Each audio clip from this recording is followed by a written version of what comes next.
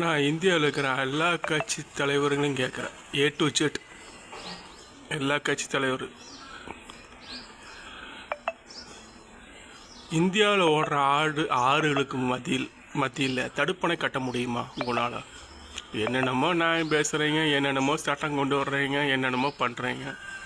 உங்களை ஆற்றால் ஒரு தடுப்பணையை கட்ட முடியுமா? விரல் சொடக்கு போட்டு சொல்கிறேன், முடியுமா உங்களால்? ஏன் அதை செய்ய மாட்டேன்றீங்க? ஏன் செஞ்சால் இந்தியா டெவலப் ஆயிரும், விவசாயம் பெருகும், வேளாண்மை பெருகும், நிலத்தடி நீர் உயரும், அரசியல் பார்க்க முடியாது, ஆதாயம் பார்க்க முடியாதுன்ற ஒரே காரணத்தால் தான் இதை வச்சு அரசியல் பார்த்துருக்கீங்க. தயவு செஞ்சு சொல்கிறேங்க, நல்லா கேட்டுங்க. எது அரசியல் பண்ண இருக்குது, இதெல்லாம் அரசியல் பண்ண ஆரம்பிச்சேன்னு வச்சுக்கோங்க, பிரச்சனைகளை வளர்த்து வச்சுட்டே காலத்துக்கு 100 வருஷம் 200 வருஷம் வச்சு அரசியல் பண்ணுறதுல அரசியல்வாதியே கிடையாது. அது ஒரு காலகட்டத்தில் மக்களே காரி துப்பிட்டு போயிட்டே இருப்பாங்க. மக்கள் மனசை எப்போ சம்பாதிக்கிறானோ அவன் தான் உண்மையான அரசியல்வாதி.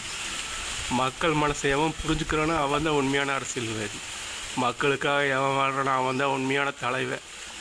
அவனுக்கோசரம் தான் நாடு எப்பவுமே சல்யூட் போடும். நாட்டு மக்களை எவனும் தப்பாக நினைக்கக்கூடாது. எடை போட்டு காசு கொடுத்து வேலை வாங்கிக்கணும்னு நினைக்கிற எந்த தலைவனாலுமே அவனால் ஒன்றும் பிடுங்க கூட முடியாது. உண்மையான மக்கள் எப்பவுமே காசுக்கு பணத்துக்கு அடிமையாக மாட்டாங்க. சொன்ன செயலை செய்யணும். தேர்தல் கலைச்சலில் எத்தனையோ சொல்லிட்டு போயிருக்காங்க. எலெக்ஷன் வாக்குறுதி, நாட்டில் நதிகள் ஜாயிண்ட் பண்ணுவோம், தடுப்பணை கட்டுவோம், அது இதுன்னு வாக்குறுதி அள்ளி வீசிட்டு போய் சீட்டில் உட்காந்தியே. இது ஏதாச்சும் ஒன்று விரலோட்டு செஞ்சுருக்கீங்க? கேட்குறேன். எல்கேஜி ஸ்டூடெண்ட்லேருந்து எல்லாருமே கேட்பாங்க. தலைமுறைகள் மாறிடுச்சு, காலங்கள் மாறிடுச்சு. இந்த கேள்விக்கு பதில் வைக்கிறேன், முன் வைக்கிறேன்.